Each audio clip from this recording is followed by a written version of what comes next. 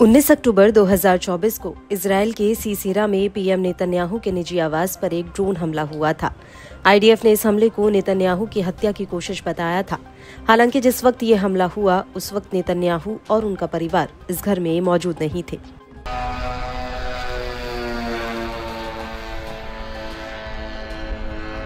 लेकिन अब इस हमले को लेकर एक बहुत बड़ा खुलासा हुआ है।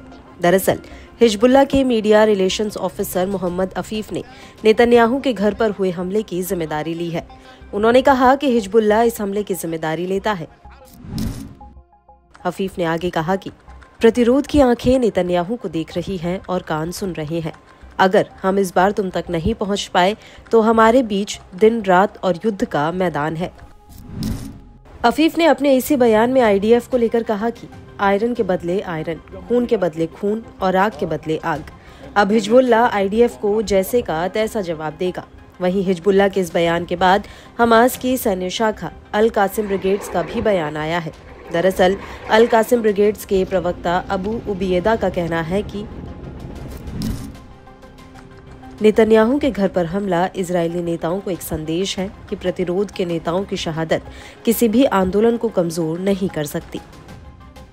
आपको बता दें कि उबैदा का इशारा सीधे हसन नसरल्लाह की तरफ था, क्योंकि नसरल्लाह की मौत के बाद ऐसा कहा जा रहा था कि हिजबुल्ला बेहद ही कमजोर पड़ गया है।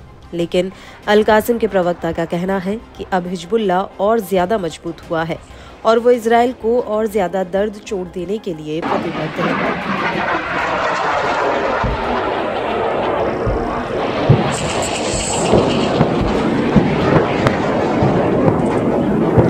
इन सब के बीच आपको ये भी बता दें कि 19 अक्टूबर 2024 को हिजबुल्ला ने नेतन्याहू के घर पर जो हमला किया था, अब उस हमले की तस्वीरें सामने आ चुकी हैं।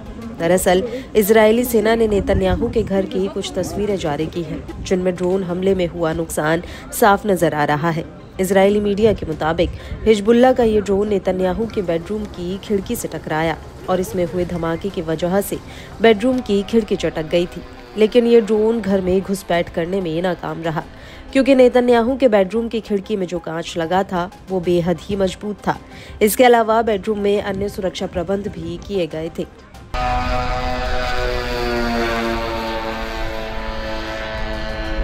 हालांकि खिड़की से कांच के कुछ टुकड़े छिटककर पास में बने एक स्विमिंग पूल में जरूर जाकर गिरे। इजरायली मीडिया के मुताबिक इस हमले में कोई भी हताहत नहीं हुआ और नेतन्याहू और उनकी पत्नी भी घर में मौजूद नहीं थी।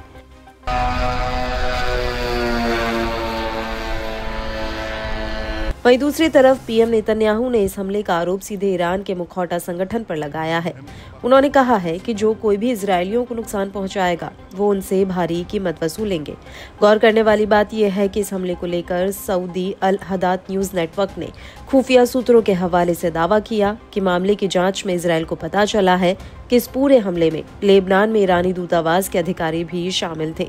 आईडीएफ का कहना है कि हिजबुल्ला ने इजरायल पर 3 ड्रोन फायर किए थे, जिसमें से 2 ड्रोन पहले ही मार गिराए गए थे, जबकि एक ड्रोन आईडीएफ के रडार को चकमा देते हुए नेतन्याहू के घर तक पहुंचा था।